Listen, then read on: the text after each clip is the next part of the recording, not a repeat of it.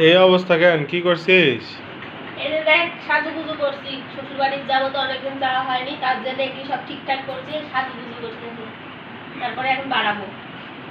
তুই যা ঘুরে আয়। ঠিক আছে, এখন ব্যাগ ট্যাগ রেডি করছে।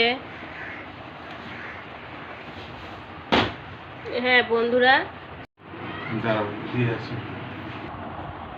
তো দেখতে পেলেন আমার স্বামী আমাকে জিজ্ঞেস করলো তুই কোথায় যাচ্ছিস, তা আমি ঢং করে আমরা কোথায় যাইতে লাগলে সেই ঝামেলা। আপনারা মনে করবেন যে কিসের আবার ঝামেলা হলো। তা আমার দুইজনের একটু সমস্যা আছে, যে বাড়ির সব লাইন ফাইন বন্ধ করলো কিনা, আলাদা ঠিক মতন দেওয়া হইলো কিনা। তো রেডি হওয়াতে যেটুকু আমার টাইম না লাগে, ওগুলি ঠিক করে দেখে টেকে বাড়াইতে আমার বেশি টাইম লেগে যায়। তা আমি বাড়াইরে আসি, মেলাক্ষণ ধরে বলছি যে কখন বাড়াতে হবে কখন বাড়াতে হবে, সে বাড়াচ্ছে না বাড়াতে কোনো রকমের সব লাইন ফাইন চেক চাক করিয়ে যে দেখেন এখন বাড়াইছি।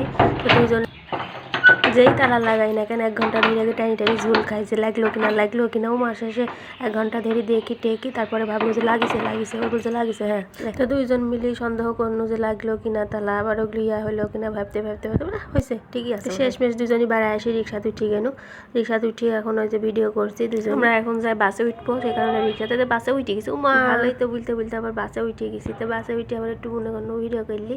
এই যে দেখুন বাসটা ভালোই ফাঁকাইছে, ভাবলো যে আমার ইউটিউবের বন্ধুরা একটু দেখাইতে হবে, তো ভিডিও করলি না। তো বাসও সাইডেও দিছে দেখছেন। আমরা এখন সুন্দর করে বাতাস পুরো বাতাস খাইতে খাইতে যাইলে যাচ্ছি। শ্বশুর বাসটা ভালোই সাইডে দিছে, আর বাসটা খুব তাড়াতাড়ি গিয়েছিল, তার জন্য আমরা তাড়াতাড়ি পৌঁছাই গেছিলাম। কোথাও যাইতে লাগলে আমার বাসে সমস্যা হয়, আপনার কি সমস্যা হয়? আমি কোথাও গেলে তো বাস নামাই দিছে। তো ভাই 2-3 ঘন্টা বাসে থাকার পরে নামার পরে মনে হলো যে একটু চা খাই। তো কোনো দোকানপাট ভালো খোলা ছিল না রোজার কারণে। তো দেখুন যে এখানে একটা চা স্টল খুলি আছে। তো বললো যে একটু যে রসা আর একটু বিস্কুট খাই।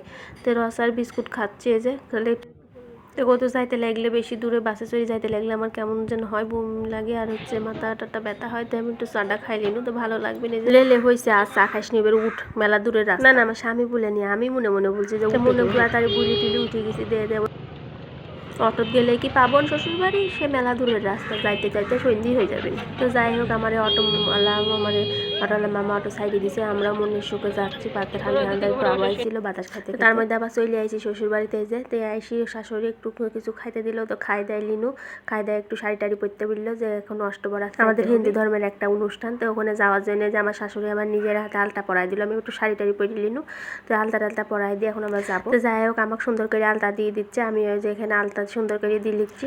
তো শ্বশুর বাড়িতে আসলে তো শাড়ি পরতেই হবে, শাড়ি না পরলে আবার গ্রামের মানুষ কত কথাই বলবি। তো আমি ভাবি চিনতে আবার শাড়িটাই পরলি। আমি শাড়ি অত ভালো করে পরতেও পারিনি, হ্যান্ডেলও করতে পারিনি, তাও আবার শাড়ি পরলি নো।